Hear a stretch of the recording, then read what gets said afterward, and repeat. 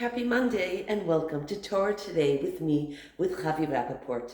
And as we always say, the Torah is so relevant today just as it was yesterday at Sinai.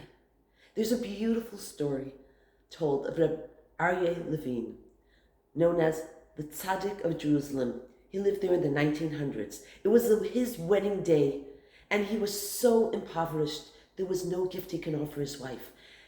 And so that night he said to her, I have no money to buy you anything special, but I will give you a special gift. Anytime we disagree on anything, I will be the first one to give in.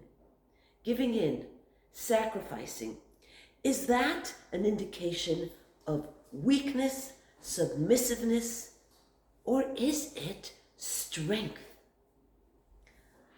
This week's Torah portion comes at us with a tremendous realization. Who gave the ultimate sacrifice? Rachel. It was her wedding day, and her husband gave over a special coat to her so that Lavan could not trick him into marrying her older sister when she was the one who was supposed to enter the wedding canopy. But it comes time for her to enter the wedding hall, and she's just thinking to herself, my sister will be so embarrassed. He's going to ask for the sign, for the code, and she won't know what to say. What humiliation. And Rachel puts herself aside, sacrifices her beloved husband to her sister. Weakness or strength? But that's not where it ends. In this week's Torah portion, Yaakov is on his deathbed, and he calls over all of his children to bless them.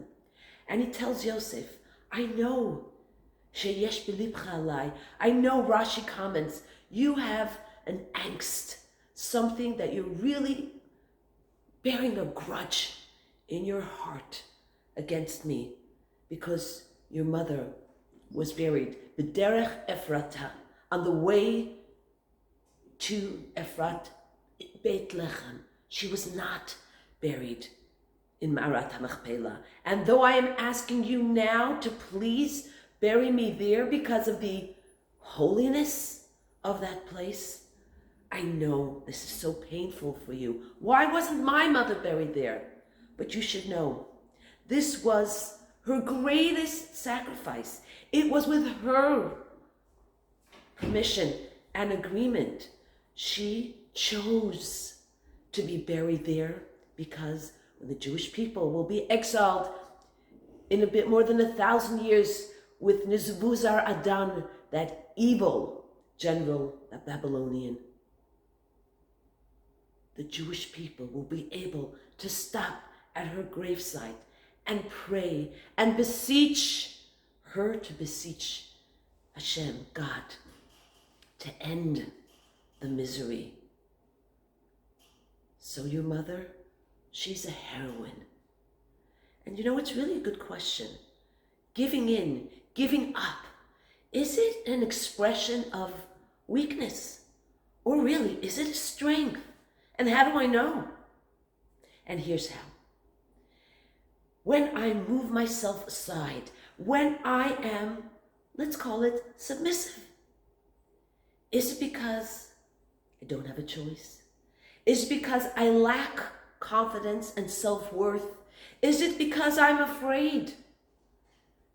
If that's the case, yeah, it's being submissive.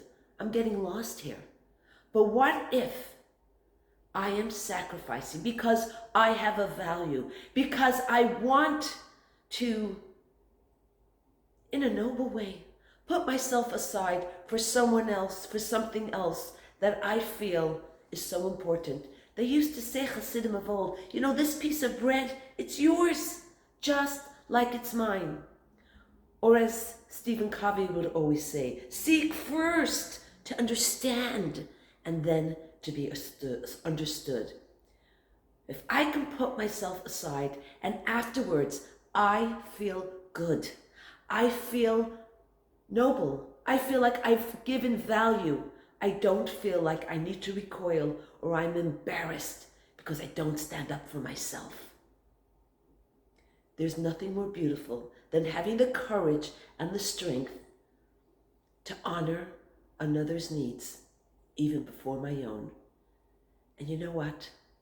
That is the greatest way to grow. And let that be our takeaway. Before I inject what I need, my perspective, it's all about me. Think about me first. Don't forget me. Let's see if we can move aside and invite somebody else in.